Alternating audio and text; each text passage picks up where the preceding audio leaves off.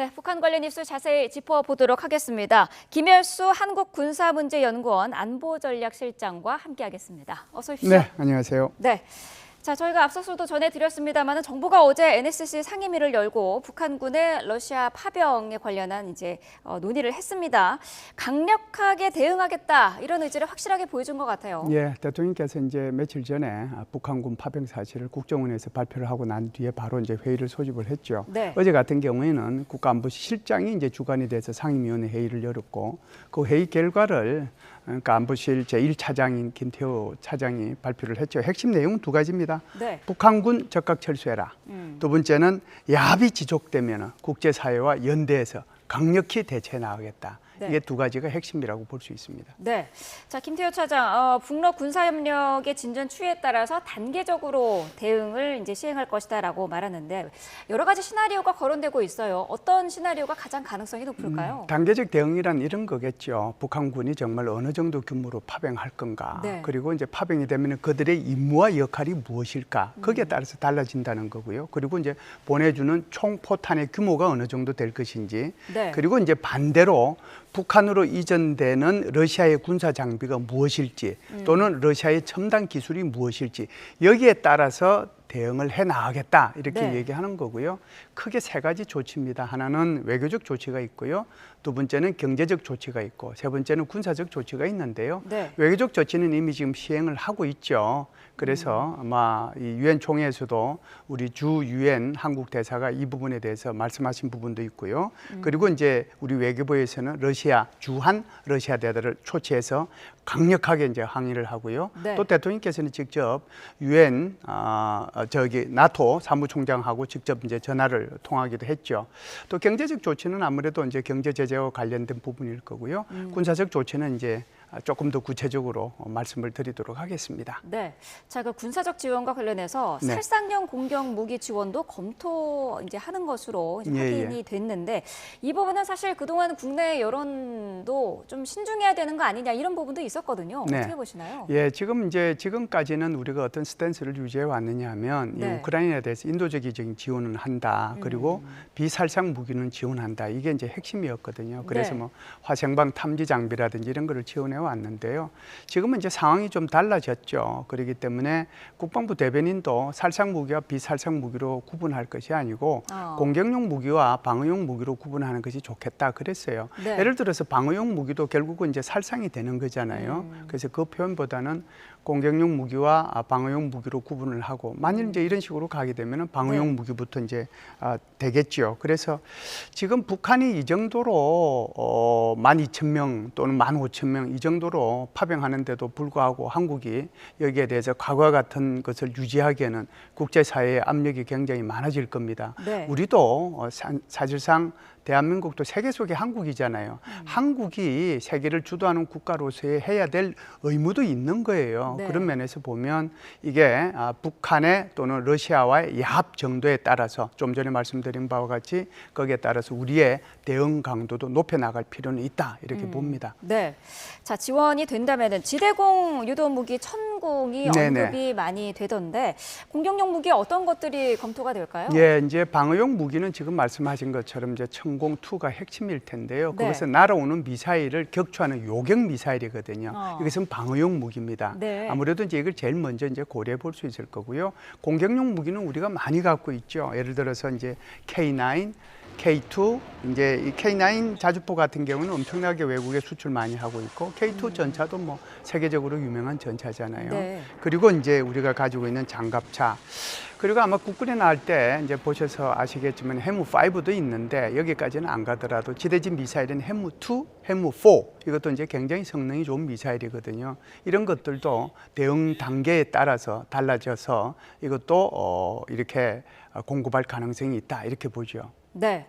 자, 정부는 또 우크라이나의 모니터링단 파견도 네. 검토를 하는 것으로 알려지고 있습니다. 네. 북한의 전술이라든지 이런 부분을 분석하는 하는 거죠. 그렇죠. 지금 이스라엘에도 사실상 소규모의 모니터링단이 가 있습니다. 그래서 이제 이스라엘하고 하마스, 이스라엘과 헤즈볼라 간에 이루어지고 있는 여러 가지들을 보면 네. 거기에 이제 북한식 무기들이 사용이 되고 있거든요. 그 무기의 이제 종류라든지 특성이라든지 또는 이제 그 전쟁을 통해서 우리가 얻어야 될 교훈이 뭔지 네. 이런 것들을 알기 위해서 모니터링단이 가 있고요. 지금은 이제 이런 상태로 가면 아마 우크라이나는 곧 우리도 여기에 모니터링단을 보내야 되지 않겠냐 이런 생각이 듭니다. 크게 보면 한 3파트 정도가 될 텐데요. 첫 번째 가야 될 인원들이 아마 첩보 획득이겠죠. 북한군이 이제 여기 오게 되면 어느 정도의 병력과 장비를 가지고 또 이들이 하는 전술이 뭘지 이런 것들을 이제 파악하기 위해서 가야 되는데 그러려고 하면 이제 정보 요원들이 가야 되겠죠. 네. 그리고 또 하나는 아마 통역 요원들이 가야 되지 않겠는가. 왜 그러냐면은 이제 이게 포로로 잡히게 될 경우에 북한 군인들이 네. 이들에 대한 이제 뭐 한국말을 이렇게 이제 잘 모르잖아요. 이걸 이제 지원해 줄 필요가 있거든요. 또 이제 세 번째는 심리전 요원도 필요하다라고 봅니다. 네. 북한군이 그쪽에 전선에 이제 참전하게 되면 그들을 이제 또 탈영시켜야 될 필요도 있는 거고 우크라이나로 이렇게 기순시켜야 될 필요도 있는 거거든요. 네. 최종적으로는 그들이 포로로 잡히더라도 또는 기순을 하더라도 그들을 이제 한국으로 다시 데리고 돌아와야 되는 문제가 있기 때문에 네. 그래서 정보 요원, 통역 요원, 심리전 요원 뭐 이런 인원들로 구성된 장교와 군무원들로 소규모의 그런 모니터링단을 보낼 필요가 있지 않는가 이렇게 보죠. 그렇군요. 자, 정부가 지금 외교적 움직임도 적극적으로 하고 있습니다. 윤 대통령이 나토 사무총장에게 나토 바이시스 가입을 네네. 언급을 했는데 이거를 가입하면은 러시아와 북한 사이에서 좀 압박이 될 수 있을까요? 네, 바이시스라는 게 이제 뭐냐면은 나토가 이제 32개 국가잖아요. 그러니까 바이시스라고 하는 것은 전장 정보 수집하고 그리고 이제 활용하는 하나의 이제 체계입니다. 그래서 모든 나라들이 인터넷을 통해 가지고 전장 정보를 수집하고 이것을 어떻게 활용할 것이냐 하는 거거든요. 네. 그래서 이제 윤 대통령도 작년도에 나토 정상회의에 가서 우리도 대한민국도 바이시스에 좀 가입을 했으면 좋겠다는 의사를 표명을 했고요. 나토는 지금 현재 이것을 검토 중에 있습니다. 그런데 이번에 다시 리터 사무총장하고 전화를 통하면서 바이시스 가입을 얘기했거든요. 네. 그러면서 이제 두 분이 어떻게 보면 공감을 했다라고 보고 있는데 한반도 안보 상황과 유럽의 안보 상황이라는 게 서로 분리되고 격리되는 것이 아니라 네. 이번에 북한군의 러시아 파병에서 보는 것처럼 이것은 긴밀하게 서로 연계돼 있다. 그렇기 때문에 우리도 이제 바이시스에 가입을 해서 전장 수집 및 정보 체계, 활용 체계 여기에 우리도 가입을 해서 활용을 했으면 좋겠다라는 의지를 표명을 했는데요. 아무래도 이렇게 되면 이제 러시아나 또는 북한한테 압력이 될 수 있지만 네. 그렇다고 해서 우리가 여기 가입했다고 해서 북한이나 러시아가 지금 현재의 태도를 바뀔 가능성은 거의 없다 이렇게 볼 수 있습니다. 네. 자, 북한의 첫 공식 입장도 나왔습니다. 러시아 파병은 근거 없는 소문이다 이렇게 밝혔는데 지금 뭐 영상이라든지 뭐 위성 사진 이런 게 증거들이 나오고 있습니다만은 공식적으로 이거를 인정을 하지 않고 있는 그런 이유는 뭘까요? 예, 뭐 러시아의 그 유엔 대사 그리고 이제 북한의 대표부 대사가 둘이가 똑같은 말을 했어요. 네. 그래서 이제 근거 없는 얘기다라고 이제 괴담이다, 괴담 수준이다. 역시 이제 뭐 가짜 뉴스다 이런 얘기죠. 그렇게 하고 싶은 얘기가 러시아 측에 왜 이걸 이제 이렇게 비밀로 하고 싶을까? 네. 또 북한 측에서는 왜 이럴까? 각각을 이제 나누어서 얘기를 해봐야 될 텐데 러시아 측에서는 왜 이걸 비밀로 하고 싶으냐 하면 만일에 이것이 이제 북한에서 파병이 된다. 라고 공개적으로 얘기를 하면 그다음에는 어떤 일이 있을까요? 유럽의 어떤 국가들, 나토의 일원 또는 나토 전체가 여기에 이제 참전해도 아무 말도 못하게 되는 거잖아요. 그래서 이제 올해 3월 같은 경우는 프랑스의 마크롱 대통령이 무려 5번에 걸쳐 가지고 2,000명의 프랑스 군인들을 우크라이나에 파병할 수 있다라고 그랬어요. 그러다 네. 보니까 이제 푸틴 대통령이 전술 핵무기를 꺼내면서 아주 강력하게 반발을 하고 그런 바람에 이제 취소를 했거든요. 네. 여전히 이 문제는 남아 있습니다. 그렇기 때문에 이 부분을 갖다가 공개적으로 말을 못 하는 거죠. 이게 이제 러시아 측 입장이고요. 네. 북한 측 입장에서 한번 보세요. 북한 측 입장에서 이걸 공개적으로 우리가 파병한다라고 하면 그렇지 않아도 지금 유엔 안전보장이사에서 대북 제재 결의안 11개 돼 있고 불량 국가로 소문나 있고 깡패 중에 깡패 국가로 돼 있는데 어떻게 되겠습니까? 그러니까 이걸 숨기고 싶은 거죠. 그 숨기고 싶은 것이 현실로 어떻게 나타나느냐. 그게 바로 북한 군인들한테 러시아 보급품을 주고 거기에 한글 치수를 적게 하고 마치 북한 군인이 아닌 것처럼 하고 있는 이유가 바로 여기 있는 거죠. 네. 김여정 부부장도 이제 담화를 통해서 원색적인 비난을 쏟아내는데 네네. 한국뿐만 아니라 우크라이나도 묶어서 비난을 했더라고요. 네, 이제 이게 살생 비난하려고 했던 것은 이제 우리 자신들이 얘기하는 이제 한국에서 뭐 그 주체가 누구든지 간에 평양 상공에 무인기를 침투시켰다. 그리고 또 뭐 다시 북한의 대북 전단이 살포됐다. 이걸 이제 빌미로 해가지고 어떻게 보면은 이제 이 담화를 발표를 했는데요. 담화하다가 뜬금없이 지금 이 얘기를 했어요. 네. 그래서 한국이나 뭐 우크라이나가 우리가 핵무기 가지고 있는데 얘들이 뭐 겁없이 떠들고 있다. 그 얘기를 하는 거거든요. 그 네. 얘기가 왜 할까요? 찔리는 데가 있다는 거죠. 아. 그렇기 때문에 이걸 차마 우리의 그 국가정보원이나 또는 이제 젤렌스키 대통령이 발표한 그런 내용들은 단 한마디도 얘기 안 하면서 파병이라는 것은 언급도 안 하면서 찔리는 데가 있어서 이렇게 지금 얘기를 하고 있다. 이렇게 봅니다. 네.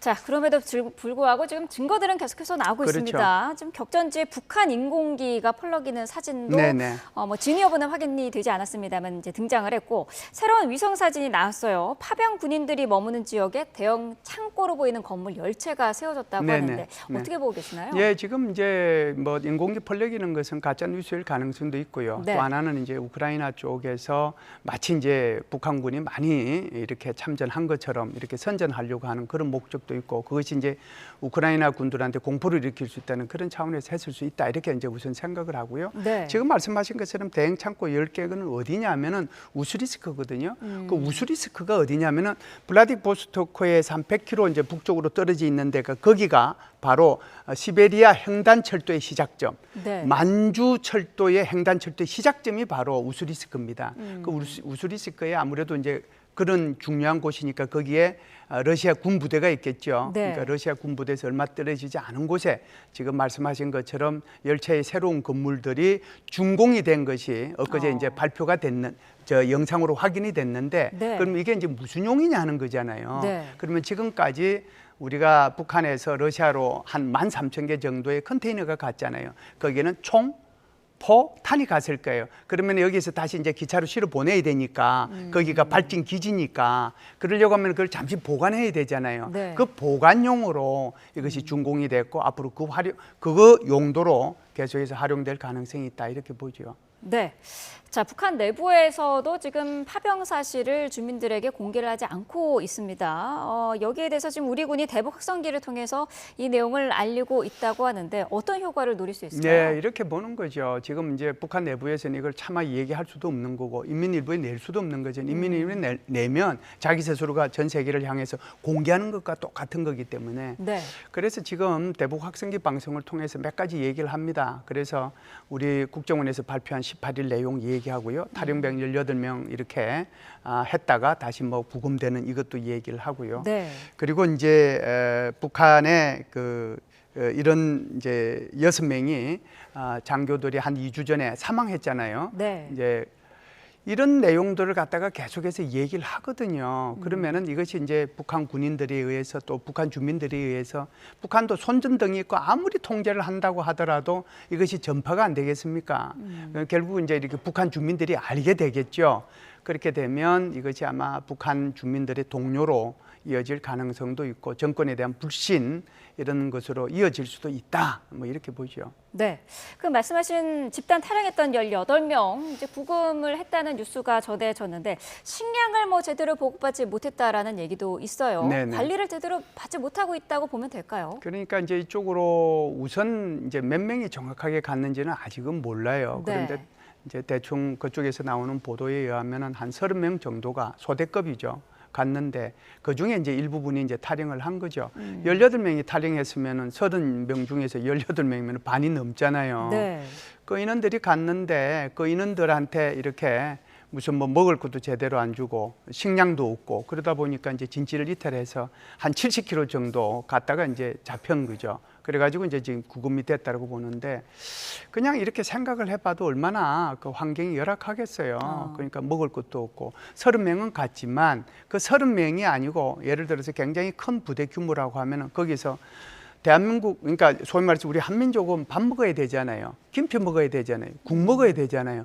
그거 하나도 없고 그것도 하나도 안 주고, 그렇다고 해서 러시아 사람들이 먹는 이제 빵이나 뭐 이런 것도 제대로 보급해 주냐면 그것도 제대로 보급해 주지 않고, 그러니까 며칠째 식량 못 받으니까 이제 어떻게 보면은 탈영했다 이렇게 볼 수 있는 거죠. 열악한 환경을 얘기하는 겁니다. 네. 자, 이 탈영했던 병사들이 군사적 목적의 풍선 활용법을 네. 러시아 군인들에게 전수하는 그런 임무였다라는 얘기가 있던데, 이게 어떤 건가요? 군사적 목적의 풍선 활용법 이게 어떤 건가요? 제가 뭐 30명이 간 인원이요, 뭐 풍선 활용법 가르쳐 주려고 간 거는 아닌 것 같고요. 네. 아무래도 이제 그 가서 임무를 수행하다 보니까 러시아 군인들이 물어봤겠죠. 야, 니들 계속해서 한국에다가 풍선 그렇게 보내는데 그거 어떻게 보내고 그 목적이 뭐냐 이렇게 이제 물어본 거죠. 그런데 최악의 경우에는 그 풍선에다가 생화학 또는 이제 방사능 그 물질 가지고 넣으면 그거 제 시간에 터지게 하면 그게 이제 큰 효과가 있을 거다. 그걸 이제 얘기했을 거고요. 그 목적으로 그 인원들이 저는 갔다고 생각하지는 않습니다. 반대로 이제 러시아 군들도 뭔가 얘기해야 되니까 이거 제가 볼 때는 거의 할 일 없는 얘기라고 보는데요. 현대 보병 전투가 어떻게 이루어지는지 그거 가르쳐 준다고 얘기했거든요. 네. 예, 그런 걸 보면 이것은 큰 의미를 둘 수 있는 그런 상황은 아니다 이렇게 봐요. 네.